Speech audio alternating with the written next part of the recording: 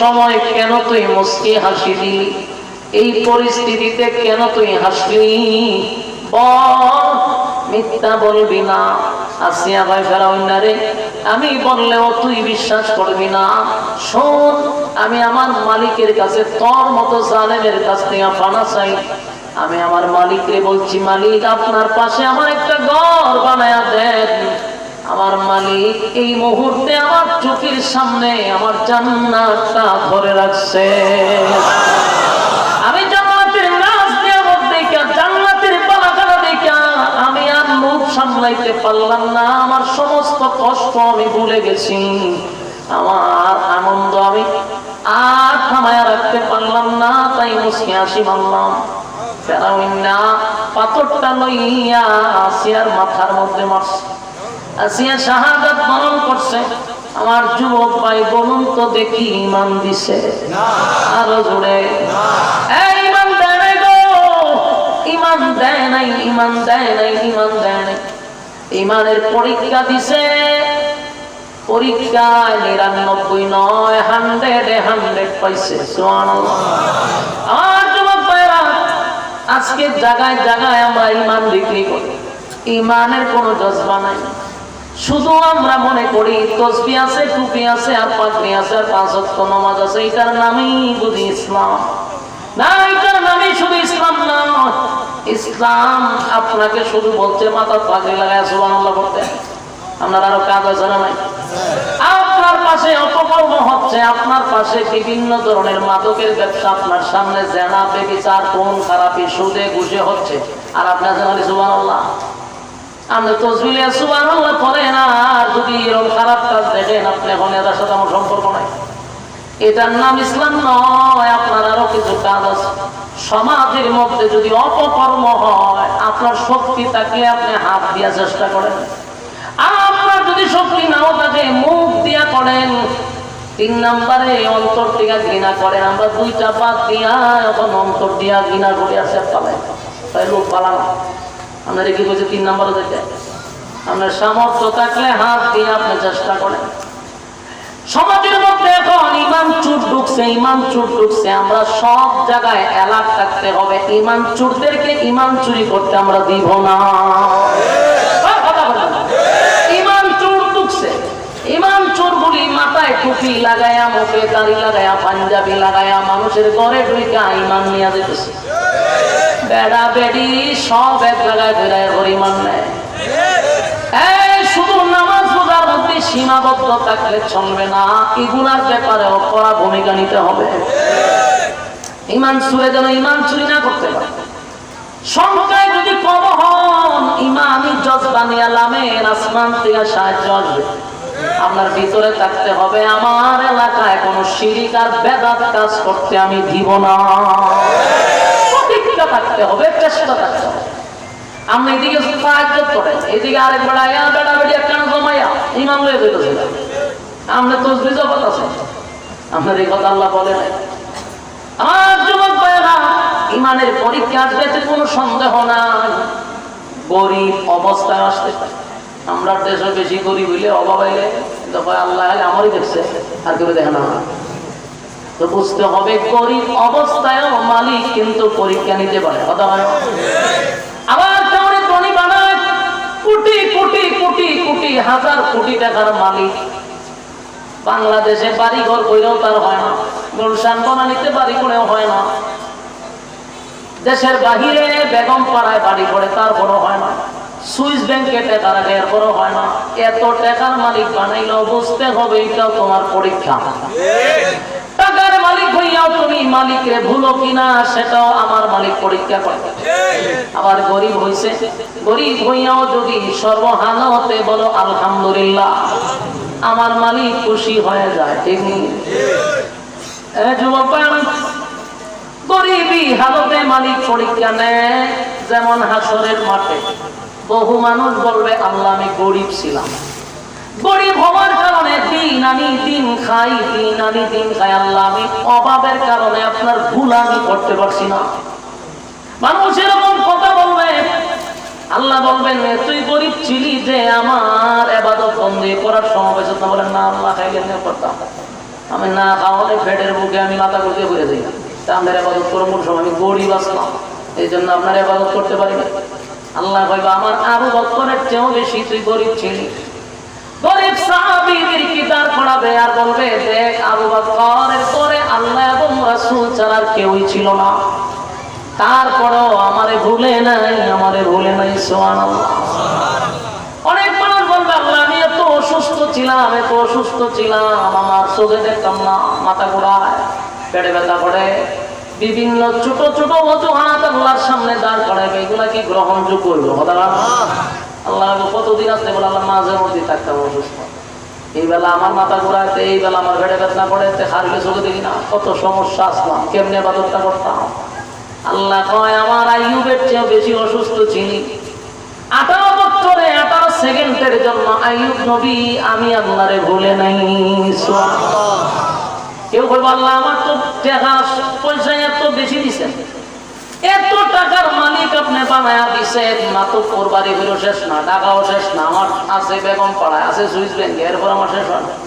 এত টাকার মাছ কেন আপনারা কোন সময় ডাকবো, ওই জন্য আপনারা ডাকতে পারি না। আল্লাহ এটাই বুঝবো জবাব বলা হয়। আল্লাহ ভাই সুলাইমান পয়গম্বর কইরে আমার সুলাইমানের চেয়েও বেশি কি তোর সম্পদ ছিল, সুলাইমানের চেয়েও তোর ব্যস্ততা বেশি ছিল। আমি আল্লাহ সুলাইমান নবীরে বানাইছি শুধু মানুষের নবী নয়, জিন্নাতেরও। আবার শুধু মানুষের বাদশা না, জিন্নাতেরও বাদশা। মানুষ, জিন, পশু পাখি যা আছে, সাগরের নিচে মাছ থাকে, সেটাও ওই মাছকেও সুলাইমান নবী পরামর্শ দেয়। সুবহানাল্লাহ। পাখি আসমান দিয়ে উড়ে, সেটারও কথা বলে সুলাইমান নবী। পিঁপড়ায় 2টা ঝগড়া লাগছে, এটার সমাধান করে সুলাইমান নবী। আর সাধারণ গ্রামের একটা সরকার হইয়া পায় আমি ব্যস্ত আসলাম। সুলাইমান আলাইহিস সালাতু ওয়াস সালামকে আল্লাহ গোটা পৃথিবীর রাজত্ব দিয়েছে, গোটা পৃথিবীর রাজত্ব। আসমানের নিচে যত জায়গা, জমিনের উপরে যত জায়গা, সব জায়গার বাদশা বানায়া পাঠাইছে। সেই সুলাইমান নবী এত বড় রাজত্ব চালাইয়াও আমার মালিক রে বলে নাই। আমার যুবক ভাইরা, মূল কথা হলো কোন অজুহাত আল্লাহর কাছে গ্রহণযোগ্য হবে না। কথা কি বুঝতেছেন? মূল কথা হলো বান্দারে ইমানের পরীক্ষা দিতে হবে, ইমানের পরীক্ষা দিতে হবে। আমিনু কামা আমানান নাস, ঈমান আনো ওই মানুষদের মতো। ওই মানুষটা না, আমি আপনাদেরকে বললাম আব্দুল্লাহ বিন তামির হতে পারে, আসিয়া হতে পারে দাসী, ওই ফেরাউনের দাসীও হতে পারে।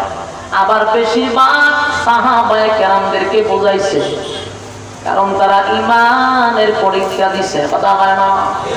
ইমানের পরীক্ষা দিছে না, ইমানের পরীক্ষা দিল, ইমানের পরীক্ষা দিল। আমাদেরকে তো আল্লাহ এখনো ওই পরিস্থিতিতে নেয় নাই, এরপরও আমরা মাপলে ইমান পাওয়া যাবে কিনা সন্দেহ আছে। কিন্তু সাহাবায়ে কেরাম ইমান আনার অপরাধে দুর্নীতির কোনো মামলা ছিল না, অন্য কোনো কাজের জন্য তারা অপরাধী ছিল না। একটাই অপরাধ, সেটা হলো তারা একত্ববাদী খোদার উপরে ঈমান আনছে। 360 মূর্তিকে তারা বাদ দিয়া এক আল্লাহর উপরে ঈমান আনার কারণে মক্কার মানুষ তাদের উপরে নির্যাতন করছে। শুধু নির্যাতন না, নির্যাতনের স্টিম রুলার চাপায়া দিছে, কিন্তু ঈমান দেয় নাই। কথা ভালো, ঈমান দেয় নাই গো, ঈমান দেয় নাই, ঈমান দেয় নাই। একবার সাহাবায়ে কেরাম নবীর কাছে বলে, আল্লাহর পয়গম্বর আর বরদাস্ত করতে পারি না, আল্লাহর পয়গম্বর আমাদের বুকের উপরে পাথর রাখছে গো নবী, আমাদেরকে গলার মধ্যে রশি লাগাইয়া মরুভূমি দিয়া টানে, ঘোড়ার পায়ে আমাদের পা বেঁধে আমাদেরকে ছেড়ে দেয়। পয়গম্বর জ্বলন্ত কয়লার মধ্যে আমাদেরকে শোয়া দেয়। নবীজি আর তো বরদাস্ত করতে পারলাম না, একটু আল্লাহর কাছে বলেন মালিক যেন আসমানি সাহায্য পাঠায়, আমাদেরকে যেন হেফাজত করে। সাহাবীদের উপরে এত নির্যাতন শুরু হয়েছে আবু জাহিলের নেতৃত্বে, নির্যাতনের স্টিম রোলার চাপায়া দিছে। আল্লাহ তাদেরকে সূরা বুরুজ নাজিল করিয়া সান্ত্বনা দিছে, নির্যাতিত মুসলমানদেরকে সান্ত্বনা দিয়া চারটা কসম করে বলেন ওয়াসসামা ইযাতিল বুরুজ ওয়াল ইয়াউমিল মাউউদ ওয়া শাহিদিন ওয়া মাশহুদ। আল্লাহ চারটা কসম করছে শুধু নির্যাতিত মুসলমানদেরকে সান্ত্বনা দেওয়ার জন্য চারটা কসম করছে ওয়াসসামা ইযাতিল বুরুজ, নক্ষত্র বিশিষ্ট আসমানের কসম, সেই আসমানের কসম, তারকা বিশিষ্ট আসমানের কসম, ওয়াল ইয়াউমিল মাউউদ, পরকালের কসম, যেখানে বিচার হবে, পুনরায় যেখানে আমাদেরকে দাঁড় করানো হবে, সেই দিনের কসম, মালিক ইয়াউমিদ্দিন, যেদিন আল্লাহ বিচারক হবে। আল্লাহ বলেন ওয়াল ইয়াউমিল মাউউদ, পরকাল দিবসের কসম, ওয়া শাহিদিন ওয়া মাশহুদ, ওয়া শাহিদ ওয়া মাশহুদ, 11টা কসম, যে দিনটা তোমাদের সামনে ঘুরে ঘুরে ঘুরে ঘুরে বারবার আসে। ইয়াউমুল জুমআ, ইয়াউমুল আরাফা, এটা জুমার দিন, জুমার কসম, আরাফার দিনের কসম। এই যে চারটা কসম করে নির্যাতিত মুসলমানদেরকে সান্ত্বনা দেয়। কুতিলা আসহাবুল উখদুদ, আল্লাহ বলেন জালেমদের প্রতি আমি আল্লাহ অভিশাপ। জালেম যারা শাসক তাদের প্রতি আমি আল্লাহর অভিশাপ, বস্ত্র খননকারী জালেমদের প্রতি আমি আল্লাহর অভিশাপ। আন্নারি যাতিল ওয়াকুদ, যারা আগুন ধরায়, আগুনে মানুষকে পোড়ায়। ঈমানের পরীক্ষায় যদি উত্তীর্ণ হতে পারো, আল্লাহ বলেন এটা কোনো সমস্যা না। তোমাদের আগেও নবীজি দুনিয়াতে আসার 80 বছর আগেও ঈমানের পরীক্ষা দিয়া আব্দুল্লাহ বিন তামের জান্নাতে গেছে। সুবহানাল্লাহ। ঈমানের পরীক্ষা আসবে গো, তাকায়া দেখেন ঈমানের পরীক্ষা শুরু হয়ে গেছে গাজায়, ঈমানের পরীক্ষা শুরু হয়েছে ফিলিস্তিনে, ঈমানের পরীক্ষা শুরু হয়েছে এখন সুদানে। খবর রাখেন, খবর রাখেন, আমাদের উপরে ঈমানের পরীক্ষা এখনো শুরু হয় নাই, অথচ সুদানে হাজার হাজার হাজার হাজার মুসলমানদেরকে মারতেছে। গোটা বিশ্ব আজকে চোখ নীরবতা পালন করতেছে। বিশ্ব মিডিয়া আজকে চোখ, কারো জবান দিয়ে কোনো কথা আসে না। মানব অধিকার আজকে তারা কোনো কথা বলে না, অথচ বাংলাদেশে তারা আসার জন্য পাগল হয়ে গেছে। সুদানে মানুষ মানে মারে, তাদের কোনো ভূমিকা নাই, জাতিসংঘের কোনো ভূমিকা নাই, কারণ যে মুসলমান মারে। আবার যদি লাল চামড়া কুত্তাগুলিরে মাত্র দেখতেন, গোটা বিশ্ব মিডিয়া পাগল পাগল হয়ে যেত ভাদ্র মাসের মতো। লাল চামড়াদেরকে মারলে গোটা পৃথিবীর মিডিয়ারা পাগল হয়, মুসলমানের রক্ত জ্বললে তারা চোখ থাকে। সুদানে প্রতিদিন শিশুর থেকে নিয়ে বৃদ্ধার থেকে নিয়ে সব শ্রেণীর মুসলমানদেরকে মারতেছে। হাজার হাজার মুসলমান ভাইরা তারা মাটি চাপা দিতেছে। গোটা পৃথিবীর বিশ্ব মিডিয়ার আজকে একেবারে নিস্তব্ধ, কোনো প্রতিবাদ নাই। আর এর চেয়ে সবচেয়ে বড় গাদ্দার হলো যারা মারতেছে, এরা হলো আরব দেশ। মারতেছে কারা? আমরা মারতেছে এই মুনাফিকের বাচ্চাগুলি। আরবরা হলো সবচেয়ে বড় মুনাফিক। এই মুনাফিক গাদ্দার গুলি সময় সময় বেঈমানদের কাছে বিক্রি হয়। আজকে যদি গোটা পৃথিবীর মুসলমান দেশগুলি এক হইতো, লাল চামড়া কুত্তাগুলি এই পৃথিবীতে রাজত্ব করতে পারত না। একমাত্র রাজত্ব করে মুসলমানদের মতো মুনাফিকের কারণে। সব জায়গায় মুনাফিক, সব জায়গায় মুনাফিক। বাংলাদেশে মুনাফিক আছে না নাই? আছে না নাই? দাড়িওয়ালা টুপিওয়ালা ও মুনাফিক আছে না নাই? কি ধরনের বেশ বইরা কারণ বোঝা যায় জাতির সবচেয়ে বড় রাহবার, কিন্তু জাগাত পল্টি মেরে গাদ্দারি মানে। এই মুনাফিকদের পাল্লায় পড়া যাবে না, মুনাফিকদের পাল্লায় পড়া যাবে না, কারণ যুগে যুগে ইসলামের ক্ষতি করছে শুধুমাত্র মুনাফিকরা। আব্দুল্লাহ বিন সাবা এটা মুনাফিক ছিল, বেশ ছিল মুসলমান। আব্দুল্লাহ বিন আরেকজন আছে সবচেয়ে বড় মুনাফিক, আপনার আব্দুল্লাহ ইবনে সাবা। এটা হলো উবাই ইবনে সুলুল, এরা মুনাফিক। বেশ ছিল বড়, পাগড়ি ছিল মাথায়, মুখে ছিল দাড়ি, শরীরে ছিল পাঞ্জাবি। যুগে যুগে গাদ্দাররা ইসলামের 12টা বাজাইতেছে। কথা হয় না? আজকেও বাংলাদেশে বহু 12টা বাজাইতেছে। যুবক ভাইরা, আমরা ভুলি যাই আগামীর বাংলাদেশ ইসলামের বাংলাদেশ। মানলাম এই স্লোগান দিয়া হবে না, আগে সব টুপিওয়ালা এক মাঠে আসতে হবে। আমি হারিয়ে এখন বক্তব্য দিলাম আগামী বাংলাদেশ ইসলামের বাংলাদেশ, তা আমি এখন না কেন? আমার এক হতে হবে, আসতে হবে। বাংলাদেশে যদি সব টুপিওয়ালা এক হয়, দেশের রাজত্ব করবে আগামীর বাংলাদেশ ওলামায়ে কেরামদের বাংলাদেশ। আগামী বাংলাদেশ মৌলবাদীদের বাংলাদেশ। মৌলবাদী শুনলে